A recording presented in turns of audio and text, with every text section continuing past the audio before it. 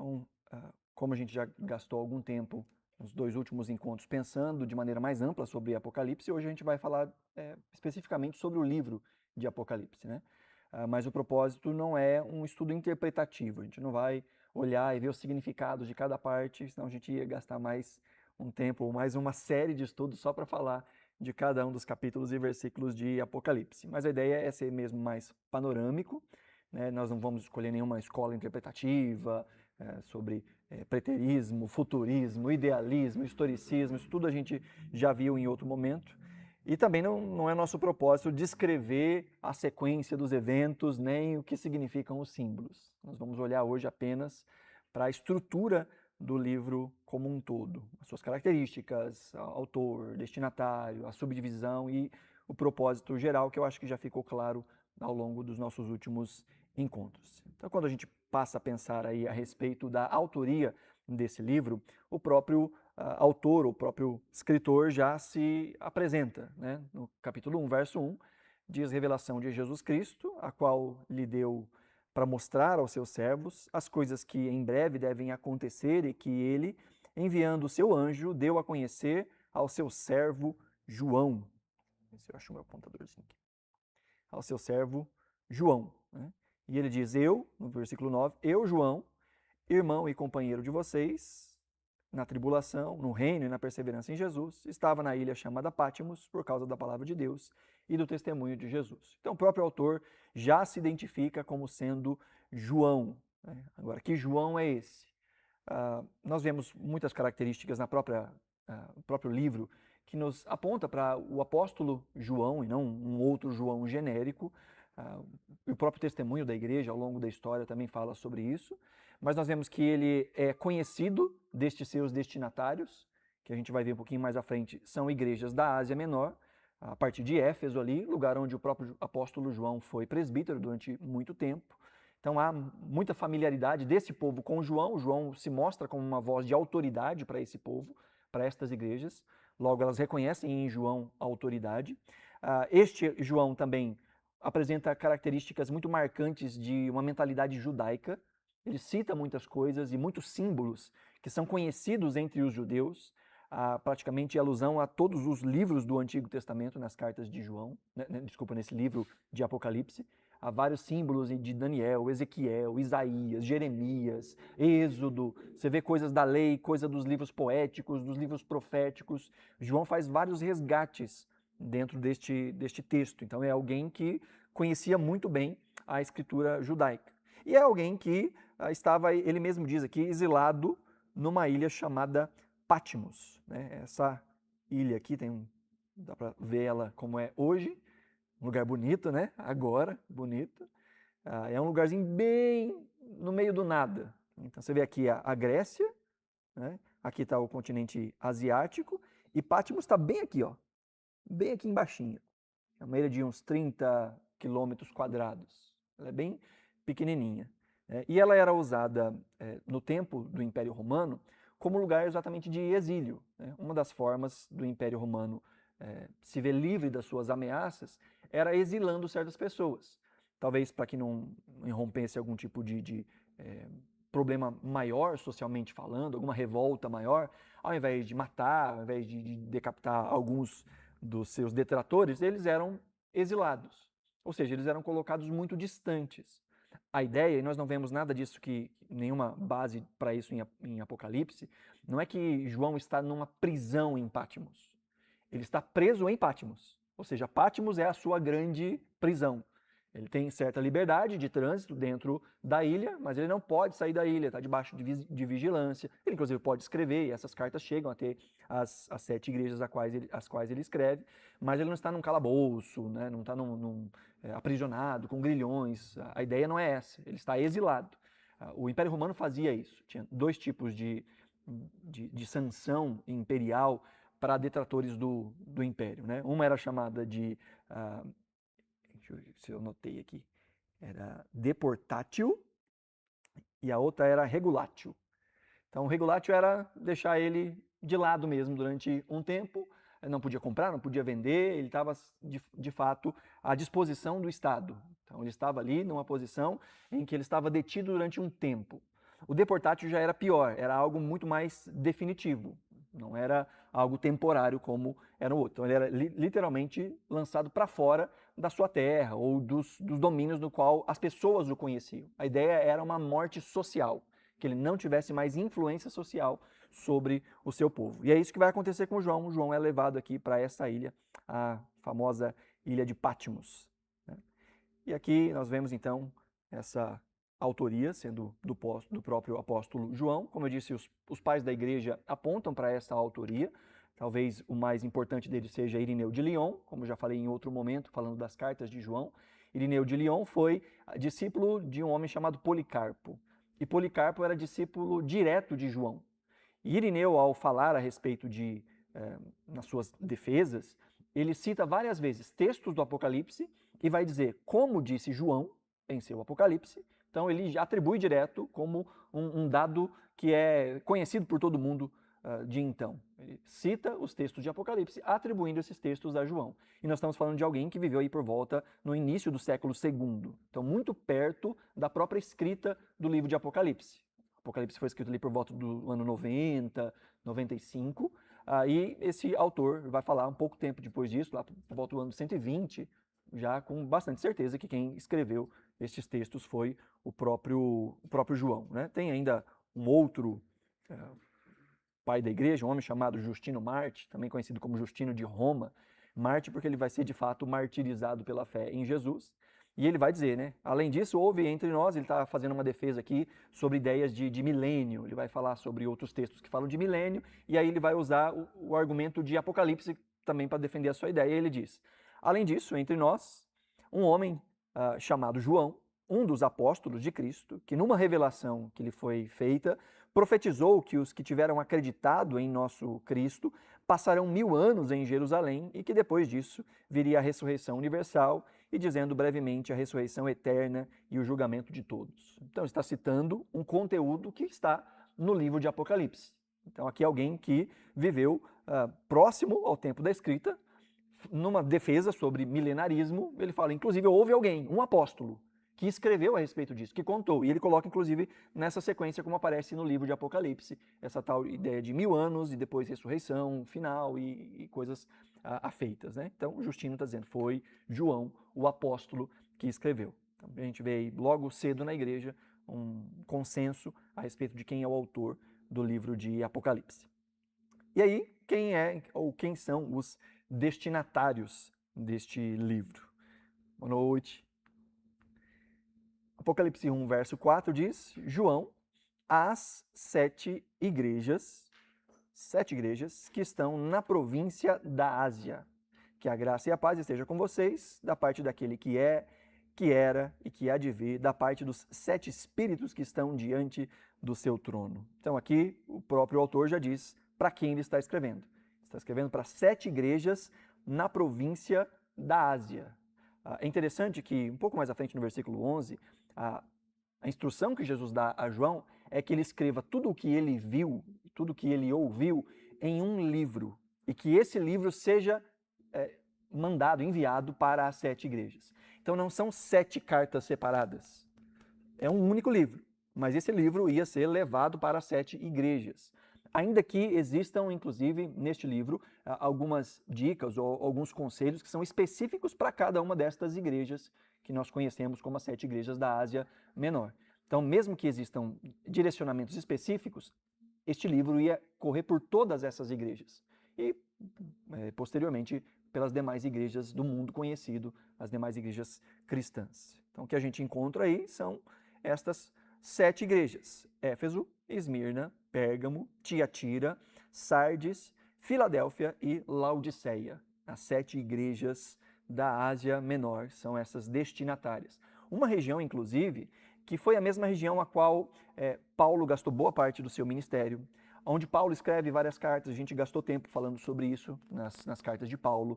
As cartas de Pedro são escritas para essa região, a carta de Judas, as 3 cartas de João são todas para essa região aqui. Então agora, essas igrejas, que são fruto, inclusive, do grande trabalho do apóstolo Paulo nas suas viagens missionárias, recebem agora mais um texto escrito, né? mais uma orientação apostólica por meio do Apocalipse de João. E coloquei aqui um mapinha para a gente conseguir enxergar até melhor como é que é a disposição dessas igrejas. Se você vê aqui, de novo, aquele mapa que eu coloquei primeiro, a Grécia está bem aqui, aqui é onde hoje é conhecido como a Turquia, mas era conhecido como a província da Ásia, né? E aqui bem nesse pontinho que é onde está esse quadro maior. Então Patmos está aqui, uma ilhota bem pequenininha, né? E aí o primeiro porto que se encontra, o porto mais proeminente que se encontra é de fato na cidade de Éfeso. E quando você vê a forma como a carta diz, ou como Jesus fala para escrever para cada uma dessas igrejas, é exatamente numa sequência em que havia uma rota comercial muito conhecida da época. Então é como se a carta viesse daqui e naturalmente fosse seguir este caminho como uma carta circular, e daqui de Laodiceia poderia inclusive retornar para Patmos ou para ir para outro lugar. Mas a ideia é exatamente de uma rota comercial antiga, conhecida, uma rota romana, que era usada para buscar os tributos, que era usada pelas tropas militares, que era usada para comércio, que era inclusive usada para correio. Não sei se você sabe, mas correio é muito antigo, né? Os romanos tinham um sistema de correio muito refinado, correio imperial, e ele usava inclusive essas rotas que eram as rotas imperiais. Inclusive você encontra ainda nos dias de hoje algumas dessas estradas muito bem preservadas. A pavimentação dessas estradas era muito bem feita, com pedras muito grandes, muito bem dispostas, e algumas dessas estradas ainda podem ser vistas mais de 2000 anos depois. Então a gente vê essa sequência aqui, quase que orgânica, de para onde essas cartas iam correr. Então a ideia é, a carta chega, por exemplo, em Éfeso, ali eles têm todo o conteúdo, há algumas discussões em relação se esta carta original que vai, ou se a igreja faz uma cópia e envia essa cópia para a próxima igreja e fica com uma cópia para si. Então há um certo debate de como foi isso na prática, mas a grande questão é que o livro todo vai passando por todas as igrejas. E embora, como eu disse, existam conteúdos que sejam específicos ou mais direcionados para aquelas igrejas, há uma frase que se repete no capítulo 2 e no capítulo 3, quando Jesus está falando com cada uma das igrejas, que é a famosa frase, quem tem ouvidos, ouça o que o Espírito diz às igrejas, não a igreja, às igrejas. Ou seja, embora Jesus estivesse falando algumas coisas específicas para determinada comunidade, aquilo que ele fala para aquela comunidade, de certa forma, também abençoa as outras comunidades. Porque o Espírito continua falando às igrejas. E no versículo 11 do capítulo 1, Jesus vai dizer, escreve tudo isso em um livro e envia para as igrejas. Então, as igrejas teriam todo este conteúdo à sua disposição. E isso acontece aí através dessa famosa rota comercial que vai passando por estas igrejas. E qual é o intuito, ou a ocasião, ou o propósito geral deste escrito de João? A gente primeiro tem que pensar quais eram os grandes desafios que estes irmãos enfrentavam. E a gente pode elencar aí 2 grandes desafios que a igreja estava enfrentando. O primeiro, que fica mais claro, é a perseguição, a intensa perseguição que a igreja estava sofrendo. Uma perseguição que ela era múltipla, ela acontecia por muitas frentes. Ela acontecia por parte do império, os cristãos eram tidos como gente que era contra o império. Inclusive, nessa época, já havia adoração ao próprio imperador. Existiam templos consagrados para César e os imperadores que recebiam esse título de César. Inclusive, havia uma divindade que era adorada pelos romanos, que era chamada de Dea Roma, que era a adoração do próprio império. O império elevado à categoria de Deus. Isso era um rito praticamente social. Então, não se prostrar a César, não declarar o senhorio de César, não adorar Roma, era ir na contramão daquilo que todo mundo fazia. Isso trazia, obviamente, perseguição para com os cristãos, que não adoravam o imperador. À época, o título mais conhecido por imperador é que César, ou que o imperador é Quírios, que significa o Senhor. César é o Senhor. E aí vem os cristãos dizendo, Jesus Cristo é o Senhor, Jesus é Quírios. Então você já sabe que isso não vai cheirar bem ao império. Porque, embora eles estivessem falando de uma maneira mais ampla do que meramente política, A visão do mundo antigo estão falando de um rei acima de César, de alguém que é maior que o imperador. Então era quase que uma declaração de subversão política. Então vinha a perseguição e muitos cristãos eram mortos como detratores do Estado. Era gente que era crucificada de ponta cabeça, colocavam fogo, levavam as feras, eram levados aos coliseus para serem barbarizados pelos gladiadores, viravam espetáculo público com esse suposto crime de ser contra o Estado. Mas além da perseguição estatal, havia perseguição também dos pagãos, que adoravam múltiplos deuses. Não adorava só o imperador e a dea Roma, adorava Zeus, adorava todo tipo de divindade que se pode imaginar. E de repente aparecem os cristãos dizendo, não, nós adoramos apenas a Jesus, adoramos apenas um Deus. Então era gente estranha. Né? No mundo antigo, o comum era adorar vários deuses. Você até podia adorar o seu principal, mas você tinha que adorar os deuses dos outros também, senão era falta de educação não adorar os deuses dos outros. E aí vem os cristãos dizendo, não, o único Deus é Cristo, o Senhor. Então eles eram perseguidos também pelos pagãos. E eram perseguidos pelos judeus, que inclusive denunciavam os cristãos a Roma, para que os cristãos fossem perseguidos por Roma. Os judeus, até certo ponto, contavam com certas benesses do Estado romano, inclusive porque parte da sua dominação na região foi feita com a ajuda de um grupo de judeus. Então havia uma certa leniência. Com o passar do tempo, isso vai diminuindo também até que Jerusalém é completamente destruída, o templo é destruído, né? E ficava nessa guerra múltipla. Os cristãos eram perseguidos por Roma, pelos pagãos, e também eram perseguidos pelos judeus. Isso se manifestava através da pressão do império, através desse culto ao imperador, a exclusão social de compra, de venda, de qualquer tipo de relação social, aí o sofrimento que muitas vezes culminava exatamente no martírio. Não era só um sofrimento social e não era só a exclusão de rodas de conversas, de famílias ou coisa do tipo. Culminava, em muitos casos, até mesmo na morte. Então, um dos propósitos ao escrever para esse povo, né, da Ásia Menor é promover a eles esperança, mostrar a eles que, embora tudo isso esteja acontecendo, há um Deus que os ama e que tem a história nas suas mãos. E que, embora eles fossem ainda passar por mais aflições, e João não doura a pílula, ele não esconde nada disso. Ele diz, fiquem firmes nas tribulações que vocês ainda vão passar. João diz, ainda vai vir coisa complicada. Né? E o livro de Apocalipse nos mostra isso de maneira muito clara. Não só aqueles primeiros leitores, mas a gente sabe que o mundo vai de mal a pior até a volta de Jesus.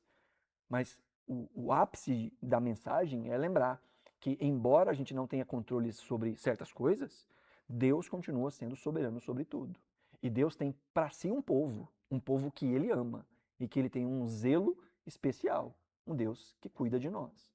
Então, as palavras de João a este povo perseguido, e boa parte da obra fala exatamente dessa perseguição, seja uma perseguição que é humana, física, temporal, seja uma perseguição que é mostrada, inclusive, de maneira cósmica, através de seres espirituais, de uma guerra que acontece no reino celestial. Então há uma guerra acontecendo no mundo, não só aos olhos vistos, como também aquilo que não se vê, mas o que fica muito claro é que Jesus é aquele que tem o domínio sobre toda a história. O texto já começa mostrando exatamente isso. Que quem tem o direito de abrir o livro, abrir o rolo, e quando você vê a descrição, é um rolo com 7 selos, e que nesse rolo está a proclamação do juízo de Deus sobre os homens. Quem tem o poder de fazer isso é só o Cordeiro. É ele que tem o poder de abrir cada um dos selos para que o juízo de Deus venha sobre o mundo. Ou seja, tudo o que acontece, todo juízo que acontece sobre o mundo está debaixo do senhorio de Cristo. Jesus não perde o controle da história. A gente perde o controle. A gente não sabe como as coisas ficam. A gente luta para que as coisas fiquem cada vez melhores. Mas a gente sabe que até a volta de Jesus as coisas não vão ficar cada vez melhores. Elas melhoram de um lado, elas pioram do outro, elas pioram muito mais do que melhoram. Mas no final das contas, nós sabemos que este reino que nós vivemos é um reino provisório e que ele será vencido de uma vez por todas. Então João está proporcionando aos seus leitores um conforto, um encorajamento, encorajando a igreja, mostrando que Jesus, esse juiz, vai exercitar justiça final sobre os poderes desse mundo, mostrando que Cristo é maior do que qualquer César, mostrando que existe justiça sobre as nações, inclusive sobre as nações contra o povo de Deus, e que inclusive a Babilônia, talvez uma menção direta a Roma, essa Babilônia também cairá. Esse poder cairá. Assim como aconteceu com o Egito, assim como aconteceu com a Babilônia, com os persas e com outros poderes que vieram antes do Império Romano de então e dos poderes que virão depois, nestes impérios que nós temos vivido ao longo da história, os poderes que são contrários a Cristo, todos eles cairão. E Jesus vai reinar de uma vez por todas. Então aqui há uma ameaça. A primeira ameaça é externa. O perigo de que essas pessoas venham a abandonar Cristo por medo, pela perseguição, pelas pressões. Mas tão perigosa quanto a ameaça externa, havia também uma ameaça interna, que era a degradação moral das igrejas. Essa era a ameaça que acontecia do lado de dentro. As igrejas passando a se parecer mais com Roma, inclusive do jeito de pensar, do jeito de agir.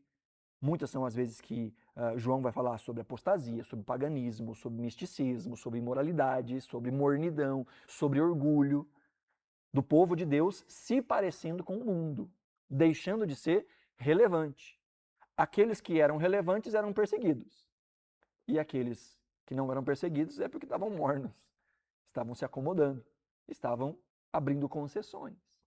E, gente, essa lógica continua funcionando nos dias de hoje. Quanto mais nós defendemos aquilo que é bíblico e verdadeiro, mais nós vamos encontrar gente batendo de frente, perseguições, falas, algum tipo de retaliação. Agora, o outro caminho é tentar se amoldar, é tentar abrir concessões, é adorar a Deus, mas ter uma cara de Roma. É adorar a Deus, mas se parecer com como todo mundo se parece, falar como todo mundo fala, defender as coisas que todo mundo defende do jeito que todo mundo defende. Falar com a mesma entonação, usando as mesmas palavras, usando as mesmas roupas, indo por os mesmos lugares, tendo os mesmos tipos de relação. O que muda é apenas a religião do domingo. E isso é muito comum. E a Bíblia nos diz que isso vai se tornando cada vez mais comum. Que o amor vai se esfriando, que a fé vai se esfriando, que ela vai diminuindo. Então, cristãos que passam a ser apenas cristãos nominais. E aí você vai encontrar, dentro dos ensinos de João aqui em Apocalipse, a repreensão que ele faz ao falso ensino, juntamente com os falsos mestres. E a gente já viu que boa parte do Novo Testamento trata exatamente a respeito disso, de um combate ao falso ensino e aos falsos mestres. Sobre o compromisso que estes cristãos estavam assumindo com a cultura, de abraçar a cultura, de não se distinguir da cultura e de pegar tudo aquilo que a cultura lhes punha como valor, não só gente que estava de alguma forma sendo relevante na cultura, a gente estava abraçando a cultura com tudo que ela tem, com todos os excessos, com tudo aquilo que é contra Deus, e dizendo simplesmente, eu sou um romano, eu sou assim, eu sou desse jeito. E aqui vemos João combatendo isso várias e várias vezes, falando do esfriamento espiritual, falando do materialismo, de olhar somente para as coisas do aqui e agora, e das diversas formas de imoralidade. Então, nesse sentido, o propósito de João, ao escrever o Apocalipse, também é trazer a igreja ao arrependimento, chamar a igreja à conversão. Igrejas que estavam cada vez mais se parecendo com Roma são chamadas a retornar ao primeiro amor, à prática das primeiras obras, à ortodoxia bíblica. Como nesse sentido aqui de falsos ensinos, João vai falar da doutrina dos nicolaítas. Tinha alguns que estavam se submetendo a essa doutrina, outros estavam se submetendo ao ensino de Balaão. Ele vai usando várias alusões a coisas do Antigo Testamento. Né? Alguns que estavam seguindo Jezabel, estavam dando ouvidos a Jezabel. Ele vai falar desse tipo de ensino. No que diz respeito aí a essa moral comprometida, ele fala sobre idolatria. Cristãos que adoravam a Jesus, mas que idolatravam outras coisas também, que colocavam outras autoridades sobre si de maneira prática. Né? Esse sincretismo, essas concessões que eram feitas. E, por último, esse comprometimento também espiritual, de abandonar o primeiro amor, de ter uma vida de aparências, uma vida que é só casca, uma religiosidade falsa, de adotar uma postura de autossuficiência. Então, enquanto, de um lado, há o perigo de abandonar a Cristo por medo da perseguição, por outro lado, havia um grupo que estava abandonando a Cristo sem perceber. Sem perceber, estavam simplesmente se tornando cristãos culturais. e tendo Cristo apenas como um, um quartinho das suas vidas, né? Mais um puxadinho nas suas vidas, mas não se rendendo de fato ao senhorio de Jesus. Então, o livro de Apocalipse tem como propósito proporcionar tanto encorajamento diante dos sofrimentos presentes e futuros, que são destacados por João, e contrição destes irmãos face aos desvios morais e apostasia que o povo de Deus estava enfrentando. Isso através de uma linguagem apocalíptica, né? Falando através de símbolos, apontando para o futuro. Então, falando de realidades que são espirituais, ao mesmo tempo de realidades que são materiais, que são do tempo e do espaço. Né? Realidades que são de agora, que eles já estão enfrentando. E Jesus fala isso para João, escreve sobre as coisas que são e as que hão de ser. As que estão acontecendo, aquelas que vão acontecer. Jesus está falando então sobre coisas do futuro, que estas igrejas iam passar e que nós temos passado também ao longo das eras, ao longo da nossa história. Ao pensarmos então na divisão do livro de Apocalipse, existem várias formas da gente dividir o livro de Apocalipse, mas essa aqui talvez seja a mais didática que a gente pode pensar, em que trata-se de um prólogo, nos versos iniciais, e um epílogo, já nos versos finais, que são esse quadro que se forma dentro de 4 grandes visões que João tem. Né?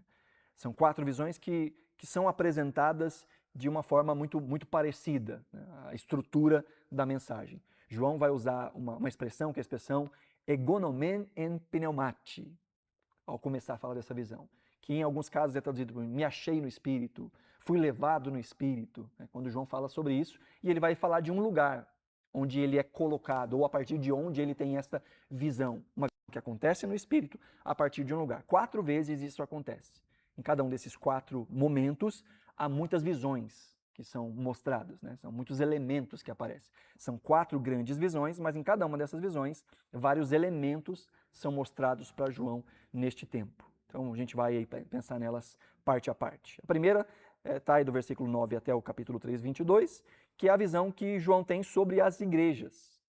Ele tem uma visão sobre os castiçais, sobre as estrelas, e sobre aquele que passeia em meio às estrelas e os castiçais. E o próprio Jesus vai dizer para ele que as estrelas são os mensageiros, os anjos da igreja, talvez uma forma mais fácil de falar, os pastores, os responsáveis pelas igrejas, e os próprios candelabros, os castiçais aqui, são as igrejas em si. Então Jesus diz, escreva para estas igrejas. E aqui a gente vê exatamente aquela estrutura que eu falei. Verso 9 diz, eu, João, irmão e companheiro de vocês na tribulação, no reino, na perseverança em Jesus, estava na ilha de Pátimos, então a gente vê o lugar onde ele está, por causa da palavra de Deus e do testemunho de Jesus, e ele diz então, achei-me no Espírito. Então é essa estrutura que fala que ele tem um encontro espiritual, ele tem uma visão espiritual. Ele fala que isso aconteceu no dia do Senhor, uma referência aqui ao domingo, o dia em que Jesus ressuscitou. Ele diz, eu ouvi atrás de mim uma voz forte, como de trombeta, e começa então essa visão, ele começa a descrever essa visão, que vai culminar nas cartas que são escritas para cada uma dessas 7 igrejas. Ao longo da história, alguns têm tentado olhar para essas 7 igrejas também como momentos, a gente viu sobre isso em outro das nossas aulas, vendo como momentos da igreja de Cristo ao longo da história. Né? Pensando na igreja de Éfeso com uma doutrina correta, mas que esfriou, que perdeu o primeiro amor. Algo que pode acontecer não só ao longo da história, mas com uma mesma comunidade, com cristãos ao longo da sua própria vida. Tem a doutrina certa, mas o amor esfria. A igreja de Esmirna, o foco ali é a igreja perseguida. Essa é a única igreja a qual Jesus não fala nada negativo, mas ao mesmo tempo fala de perseguição, fala de momentos difíceis, talvez mostrando que aquilo que purifica a igreja, aquilo que purifica a nossa vida é a pressão, são as perseguições. O que nos torna mais crentes não são os dias de água de coco, né? Não são os dias de moleza. O que prova mais a nossa fé e que expõe mais a nossa fé são os dias difíceis. E a igreja de Esmirna é essa igreja que mostra uma purificação e ela é encorajada por Jesus e não há nada errado a comentar sobre ela. Depois vem a igreja de Pérgamo, que é apontada como uma igreja mundana. A igreja de Tiatira, que é apontada como uma igreja que tolera a presença do pecado. A igreja de Sardes, que é descrita como uma igreja morta, no caminho contrário daquela, que é a igreja perseguida, que é a melhor de todas, essa aqui é a pior de todas, né? A igreja que está morta. Que acha que está viva, mas está morta. A igreja Filadélfia é apresentada também como uma igreja fiel. E a última igreja é a igreja de Laodiceia, que é considerada uma igreja apóstata e enganada. Onde vai aparecer a famosa frase: você não é nem frio, nem quente, mas é morno. E é bom entender o contexto, só abrindo um parênteses aqui. Quando a gente entende o contexto histórico e geográfico, fica mais fácil de compreender o que está dizendo. Porque quando a gente lê esse texto, não sei se já passou isso na sua cabeça em algum momento, né? Poxa, Jesus está falando que é melhor ser frio ou quente do que ser morno.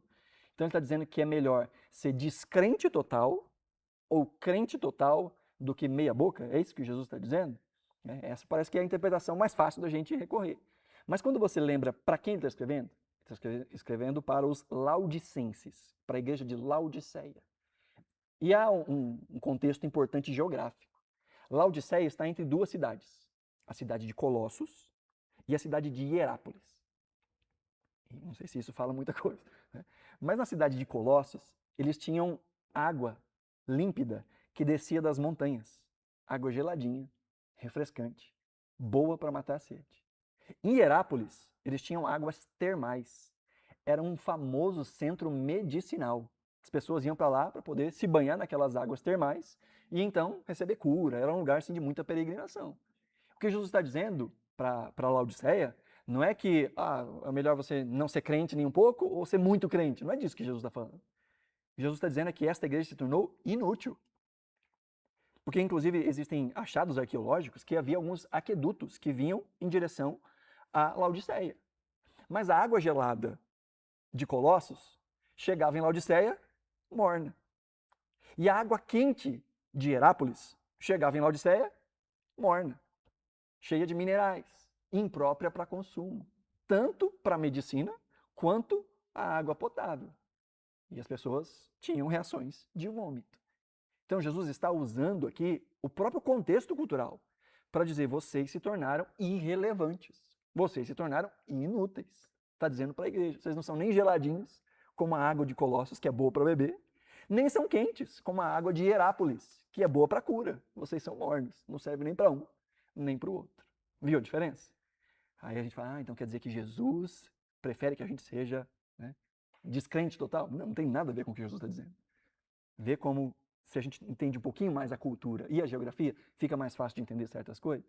A gente vê, inclusive, isso em outras igrejas, quando fala sobre ser pobre, cego, nu. Aí você vê que são igrejas que são grandes exportadoras de tecido, ou que tem algum tipo de medicina que fala exatamente dos olhos, do colírio que era vendido ali, os bálsamos que eram vendidos para os olhos. Né? Então você vai vendo que existem conexões muito mais amplas do que simplesmente os símbolos que a gente consegue pegar aqui e ali, às vezes atribuir a esse símbolo um significado que não é o significado original, porque, primeiro, o texto, ele fala conosco, mas ele não foi escrito primeiramente para nós.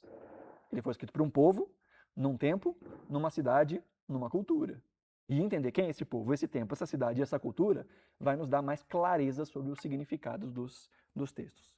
Tá? Então aqui a gente vê essa primeira visão falando mais diretamente com essas igrejas. A segunda visão que a gente encontra é que acontece nos capítulos 4 e 5, sobre a sala do trono, é o famoso texto em que João vê o livro diante dele e ninguém era digno de abrir aquele livro, e ele começa a chorar, e um dos seres viventes diz: não chore, eis aqui o cordeiro que foi morto, que com seu sangue comprou gente de todo povo, tribo, língua e nação. A ele foi dado o direito de abrir os selos e de ler o livro. Né? Então aqui a gente vê novamente a abertura dessa segunda visão. Né? Ele diz: imediatamente eu me achei no Espírito. De novo, a mesma expressão, me achei no Espírito. E eis que havia um trono armado nos céus. Então, na primeira visão, João está se posicionando em Patmos. Agora ele diz que ele está diante do trono dos céus. Diante do trono dos céus. E esse livro, este rolo, remete aos editos antigos, que os reis, que os imperadores escreviam, e somente pessoas de direito, ou as pessoas que tinham autoridade, poderiam abrir aquilo e tornar conhecido. Essa é a ideia de revelação. Essa é a ideia de apocalipse. A palavra apocalipse, revelação. Ou seja, existem eventos que estão fechados e ninguém pode saber, ninguém consegue saber, ninguém tem autoridade para saber. Aí então aparece o Cordeiro, que tem autoridade para tornar isso conhecido. Então é Jesus quem revela à sua igreja os eventos que vão acontecer com ela e com o futuro, se nós adotarmos aí uma perspectiva futurista, né? Então é Jesus quem dá a conhecer, que faz essa revelação. E Jesus, então, vai abrir estes selos. E a partir do capítulo 6 até o capítulo 16, nós vemos aí o juízo de Deus. É o tempo do juízo sobre a terra. E esse juízo vai se manifestar aí através destes símbolos, né? Através dos 7 selos, as 7 trombetas e as 7 taças. É interessante o quanto João gosta de 7. Nos evangelhos a gente vê 7. A gente vê 7 milagres de Jesus. A gente vê 7 eu sous, né, de Jesus. Eu sou o pão da vida, eu sou a porta, eu sou o bom pastor. A gente, inclusive, fez uma série sobre esses 7. Tem outros 7 eu sou de Jesus, que ele simplesmente diz eu sou. Tem mais 7 desses, que ele não fala alguma coisa junto, ele só diz eu sou. Né? Tem mais 7 desses no Evangelho de João. A gente vê na carta de João mais 7. E aqui, no Apocalipse, nós vemos pelo menos 50 vezes esse número 7 aparecendo. Os mais conhecidos são as 7 igrejas, os 7 selos, as 7 trombetas, as 7 taças, 7 coisas que vão se tornar novas, né, nessa nova criação, 7 personagens que são mostrados aqui. É 7 para todo lado. Né? Só que na igreja fala de 7 estrelas, 7 castiçais, que são as 7 igrejas. Fala de 7 anjos, não só de 7 trombetas. Fala de 7 trovões, que de alguma forma falam. Então, João gosta muito desse número 7. E o 7 é esse número que fala de perfeição. Isso, inclusive, quando nós olhamos para as 7 igrejas, mostra exatamente essa completude. Algo que toca, de alguma forma, todas as igrejas em todos os tempos. Situações que toda igreja passou ao longo da sua história ou passará. João está falando com elas. Então aqui a gente vê esses juízos acontecendo do capítulo 6 até o capítulo 16, juízos que são, inclusive, um conflito cósmico, coisas que acontecem na Terra, mas que estão acontecendo também no céu. E é interessante que há um paralelo muito claro aqui com as pragas do Egito. Nós vemos fogo caindo do céu, nós vemos gafanhotos, nós vemos a água se tornando em sangue, nós vemos escuridão. Tudo isso a gente vê lá quando o povo sai do Egito. E o que estava acontecendo lá no Egito? Era o confronto de Deus sobre aquele sistema que era contrário a Deus para a libertação do seu povo. E João está resgatando todos esses símbolos, dizendo que o mesmo Deus que agiu no passado vai agir também no presente desta igreja e no futuro desta igreja, que vai golpear o sistema que é contrário a Deus e vai libertar o seu povo de uma maneira completa, inclusive colocando eles numa nova terra, num novo céu e numa nova terra. Então parece que é um espelho, né, do livro de Êxodo. Deus trazendo juízo através de pragas sobre o sistema mundano oposto a Deus, para levar o seu povo a uma terra prometida, a uma terra idílica, a um Éden, né, a um jardim. E exatamente este é o caminho. E aqui nós vemos esse paralelo acontecendo também no livro de Apocalipse. Aí a terceira visão que nós temos está no versículo 17, o capítulo 17 em diante. Isso aqui tá errado aqui. É 17:3, não 4:2, tá? Tá errado isso aqui.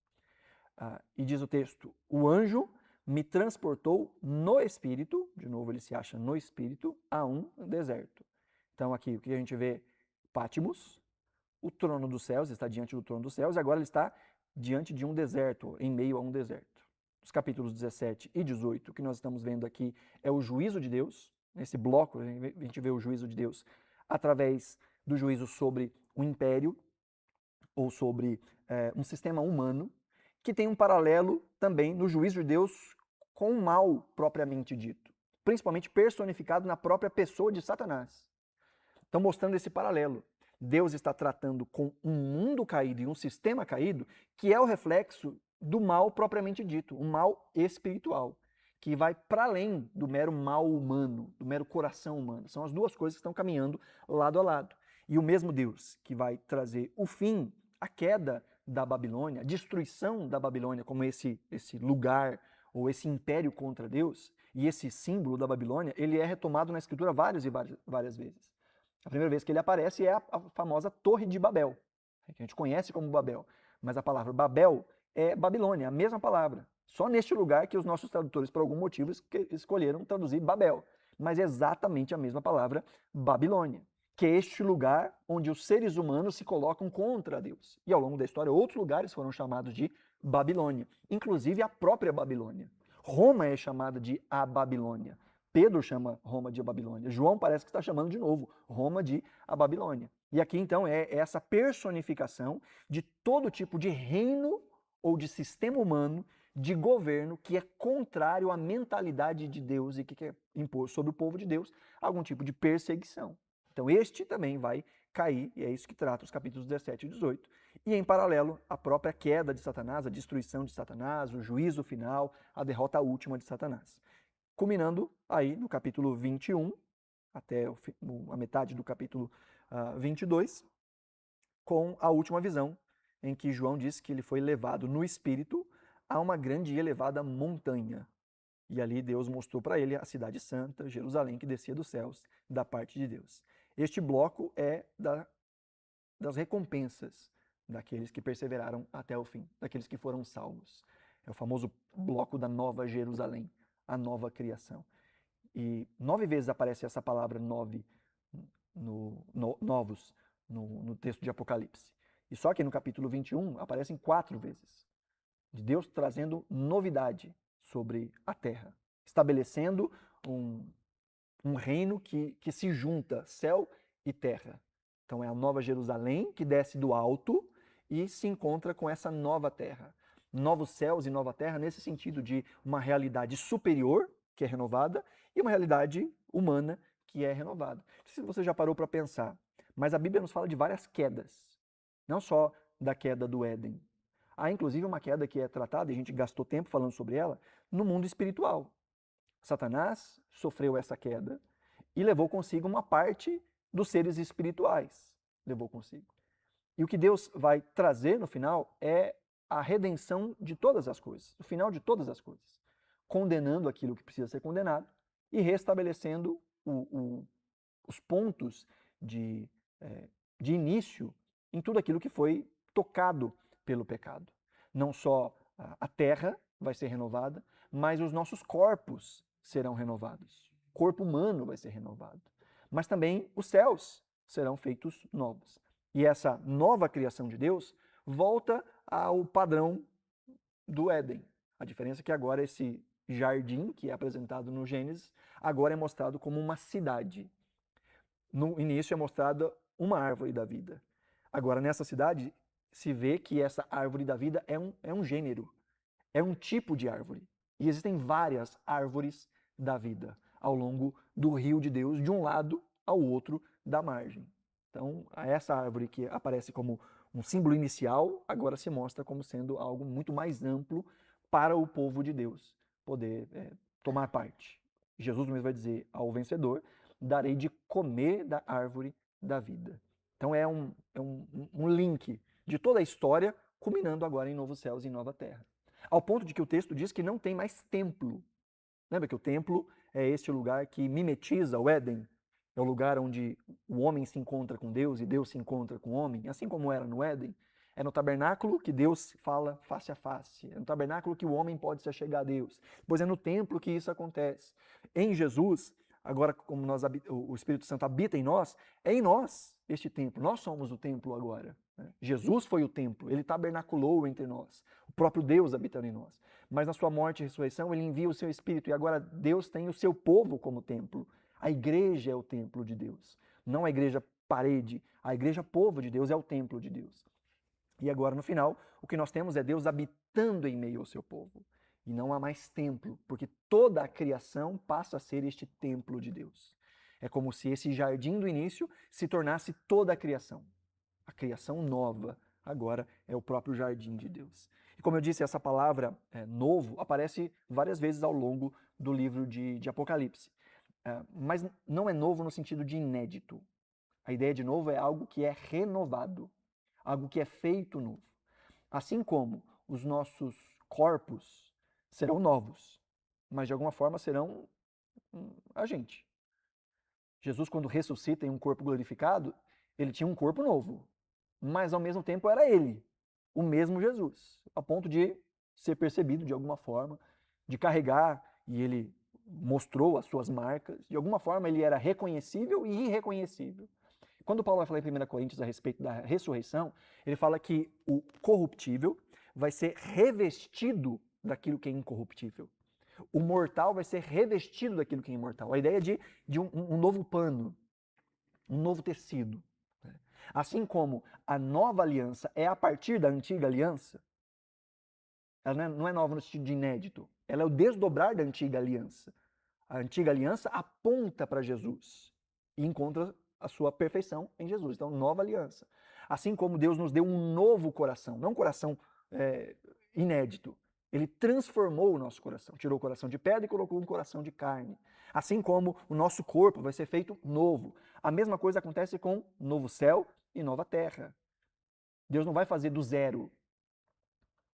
Pedro, inclusive, vai dizer que os elementos vão ardendo, vão se consumir, e depois dará um lugar a novo céu e nova terra. Vai ser um renovar. Então, de alguma forma, esta terra que nós conhecemos vai ser feita nova. Aí a gente vai para Isaías, e João faz isso também, faz alguns resgates de Isaías, sobre leão, com cordeiro, né? Lado a lado, o leão brincando com o cordeiro, alguma coisa mais que tem a ver com coisas que a gente reconhece. É ao mesmo tempo algo esquisito, porque céu e terra estão juntos, mas ao mesmo tempo reconhecível. Porque, de novo, o fim é o que deveria ter sido o começo.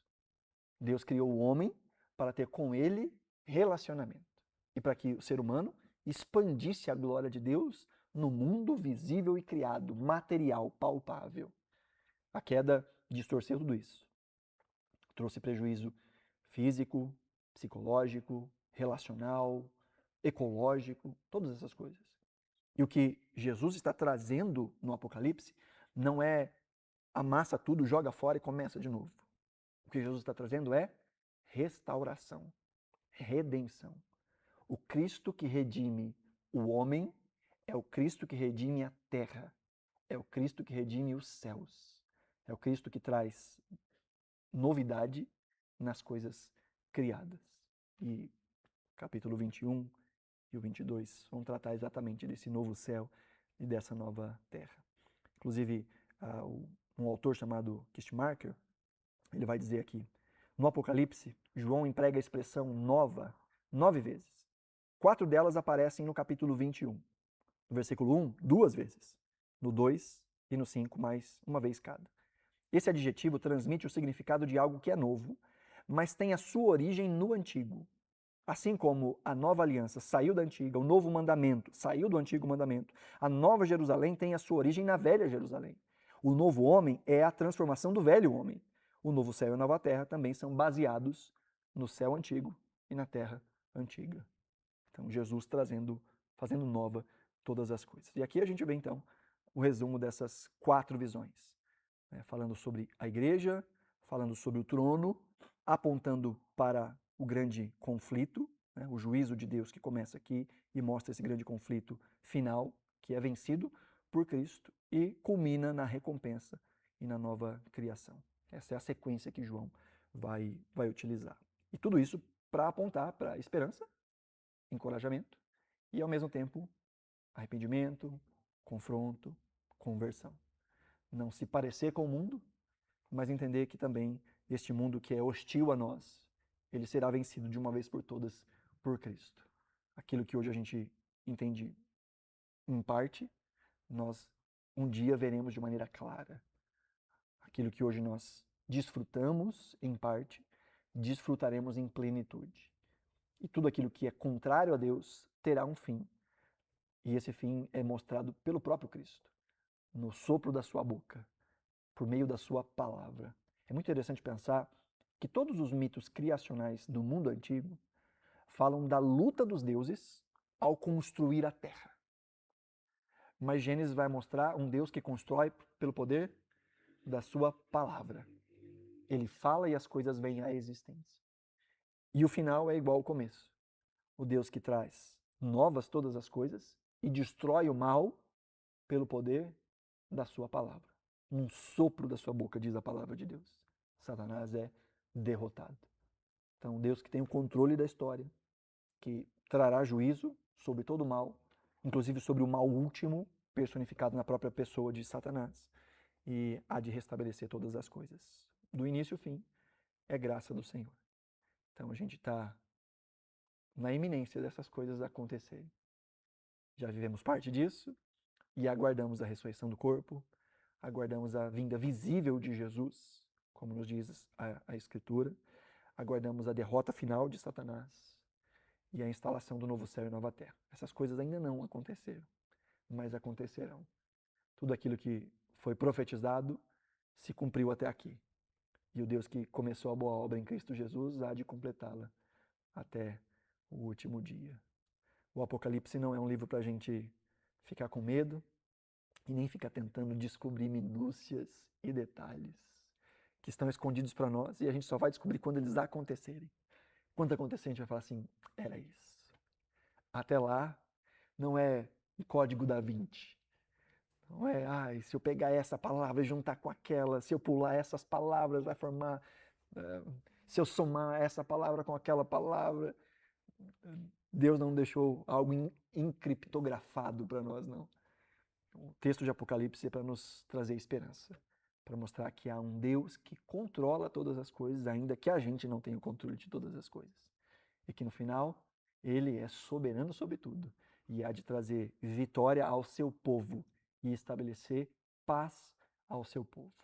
Até lá, estamos na luta, crendo em Jesus e vivendo o melhor que a gente pode, sem se amoldar aos padrões desse mundo, sem perder a fé, sem esmurecer, sem abrir concessões, sabendo que o Deus que nos ama está conosco nos dias bons e nos dias não tão bons assim. Quando a gente se vê como vitoriosos ou quando a gente está debaixo de batalha e de luta. Eu vi uma expressão essa semana que eu achei interessante, da nossa relação com o deserto. E a pessoa falava que só tem 3 tipos de pessoas. Aqueles que estiveram no deserto, aqueles que estão no deserto e aqueles que estarão no deserto. Então, não sei qual é o ponto da caminhada que você está. Se você já esteve no deserto, já passou por ele. Se você está enfrentando o deserto, ou se você vai enfrentar esse deserto ainda. Mas essa é a realidade humana. Do lado de cá, nós vamos passar por dificuldades. Essa é a condição humana nesse mundo caído. Mas a grande glória que nós encontramos na Escritura é que nós não passamos por nada disso sozinhos. Cristo está conosco. E um dia, todo o deserto vai terminar. Um dia, diz a palavra de Deus e diz o Apocalipse, ele vai enxugar do nosso rosto toda lágrima. As primeiras coisas terão passado. E tudo aquilo que hoje é dor e sofrimento, nós vamos olhar para trás e vamos dizer, valeu a pena esperar no Senhor. Valeu a pena confiar no Senhor. E tudo que hoje nós desfrutamos de glória, de bondade, de bênção, de coisas boas, na eternidade a gente vai dizer, poxa, era só a degustação. Sabe quando você entra no mercado e tem alguém fazendo promoção de venda de alguma coisa? Experimenta aqui um pouquinho desse iogurte, come um negocinho. É só degustação. Do lado de cá, as maiores glórias que a gente pode experimentar são apenas a degustação daquilo que está guardado para aqueles que amam o Senhor. Amém? E é assim que nós encerramos o livro de Apocalipse, a série de cartas gerais e Apocalipse e a série de panorama do Novo Testamento.